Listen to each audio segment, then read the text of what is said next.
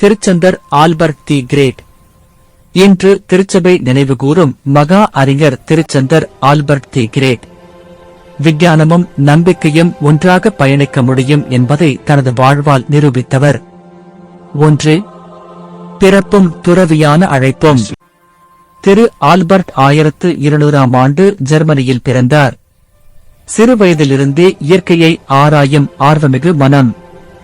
இளமையில் பதுவா பல்கலைக்கழகத்தில் படிக்கும்போது டொமினிக்கன் துறவி ஜோர்டன் ஆப் சாக்சனியை சந்தித்தார்.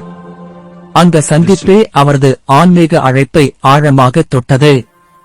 அதன்பின் உலகப் பெருமைகளை துறந்து டொமினிக்கன் துறவுச் சங்கத்தில் சேர்ந்தார். 2.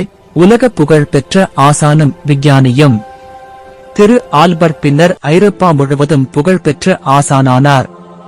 கோலோன், ரீஜன்ஸ்பர்க், பாரிஸ் பல்கலைக்கழகங்களில் போதித்தார். அவரிடம் பயின்ற புகழ்பெற்ற திரு தோமஸ் அக்வினாஸ் திருச்சபையின் பெரிய தத்துவஞானி. அறிவியல் துறைகளிலே அவர் ஆராய்ந்தவை தாவரவியல், உயிரியல், ஜோதிடவியல், கனிமவியல், தத்துவம், தெய்வவியல். அரிஸ்டாட்டில் தத்துவத்தை கிறிஸ்தவ நம்பிக்கையோடு இணைத்து உலகிற்கு தெளிவாக விளக்கினார். அவர் கூறிய முக்கிய உண்மை, இயற்கையை ஆராய்வது கடவுளை ஆராய்வதற்கான ஒரு வழி. 3. பிஷப்பு பணியும் எளிமையான வாழ்க்கையும். 1260 ரீஜன்ஸ்பர்க் பிஷப்பாக நியமிக்கப்பட்டார்.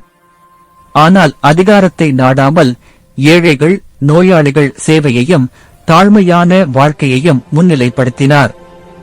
சில வருடங்களில் பிஷப்பு பொறுப்பை விட்டு மீண்டும் போதனைக்கும் தியானத்துக்கும் திரும்பினார். 4.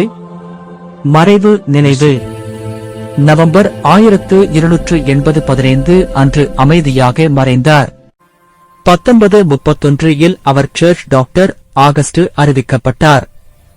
இன்று விஞ்ஞானிகள், ஆசிரியர்கள், மாணவர்களின் முன்னோடியாக மதிக்கப்படுகிறார். ஆன்மீக செய்தி.